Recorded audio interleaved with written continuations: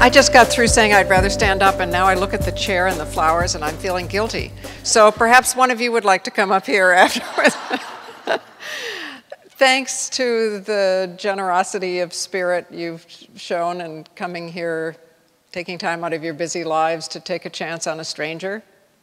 It walks, it talks, it's a feminist, right? And thanks to the preparation that went into all of this, you and I have something really special, which is about an hour in this space, in a combination of people that has never happened before in exactly the same way and will never happen again in exactly the same way. So here's my plan. If all goes well, each of us, me included, might leave here with a new idea, a new fact, a new subversive organizing tactic, a new way of making our lives better instantaneously or in the future. Who knows? Who knows what could happen? But the only way in my experience that does happen is if we pretend we're sitting in a circle and we try to overcome this old-fashioned structure here with me looking at you and you looking at each other's backs. This is a hierarchical structure. Hierarchy is based on patriarchy. Patriarchy doesn't work anywhere anymore. So, including not for men, right? So I'm going to talk for a few minutes just to give us something shared to respond to, but I'm really looking forward to our organizing meeting. I also, in more than 30 years of wandering around speaking mostly on college campuses and to many kinds of audiences, but I've learned that community colleges are the best place to speak. Better than Harvard, better than Yale, better than Princeton, because there's a better, more diverse mix of people. There's more presence in the real world. There's less funny language.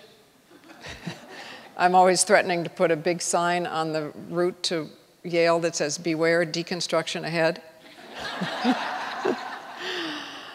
The teachers are here because they love to teach, not because they're actually doing research and would prefer never to see a student.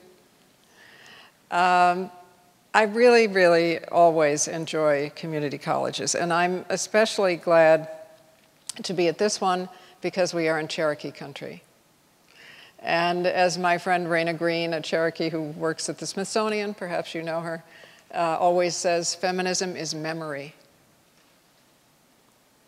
Actually, the kind of balance between women and men for which we now hope was part of the systems of governance of many Native nations, and certainly of the Cherokee, who allowed, or not just allowed, it was a system of governance in which female elders and clan heads chose the chief, advised the chief, could depose the chief, decided questions of war and peace, controlled their own household goods, frequently controlled agriculture as well, controlled their own fertility, could totally understood how to use herbs and so on in order to decide when and whether to have children. In so many ways, it's consensus government as the basis of the inspiration of equality and democracy that the Cherokee and many other Native nations on this continent and original cultures on other continents were, for 95% of human history, exemplars in many ways of the kinds of consensus, equality, attitudes towards nature, attitudes towards each other that we now seek. It's not about being nostalgic. Of course, we can't go back. But it is about understanding that if it happened before, it can happen again. If patriarchy and racism had a beginning, it can have an end. Our problem is so much that we think it's natural and inevitable. It's always been this way. It hasn't always been this way. It's a blink of human history that we have had these kinds of structures. Certainly nationalism is very new in human history. The millennial form that human organization took on this globe was not nationalism with lines drawn in the sand. It was a network of migratory paths that spread over the earth like lace. Perhaps with our understanding of the dangers of environment, which know no national boundaries, with the internet, with our mobility, with our understandings of how small and vulnerable this spaceship Earth is, we are on the verge of a new way of achieving the balance that existed in the past. So I hope that when I proceed to tell you how bad it is, you won't get discouraged, because I think in many ways we're having giant wake-up calls that force us to act individually and communally in ways that we have been lulled into thinking we did not have to do before. I had lunch, as you heard, with faculty members, and we had a great time. And when I was asking them, what I should talk about. And they were saying, none of them was as old as me, incidentally. Perhaps I should say I'm 73, because I think it's very important that we understand that life goes on. I thought, in my generation, I thought life ended at 30. So, telling your age is like another form of coming out.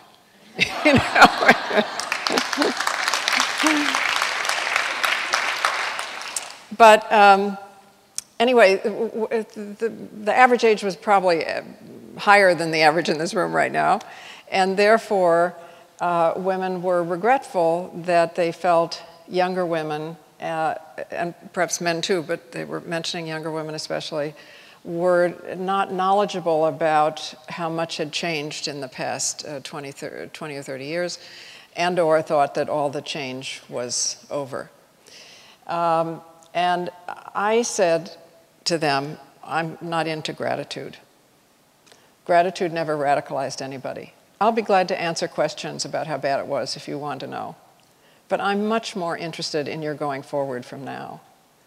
Susan B. Anthony always said that it was not her job to make young women grateful, but to make them ungrateful. The question, I did not walk around saying thank you for the vote. I got mad on my own behalf. Gratitude never radicalized anybody. So I hope that we can talk about what needs changing now, and what we can do about it now, and what's troublesome or pleasurable, or what you want to pursue in your lives now, and we can talk about moving forward into the future. It's also true that in a general kind of way, at least when people talk especially about young women, there's an expectation, as in most things, that young women follow the same pattern as young men, because young men's pattern is what defines the norm. In fact, it's always been kind of different. Now, I don't mean that there aren't great exceptions. Of course there are. But from a general kind of anthropological point of view, women tend to be more conservative when we're young, and we get steadily more radical as we grow older. Men tend to be rebellious and radical in youth and get steadily more conservative as they grow older.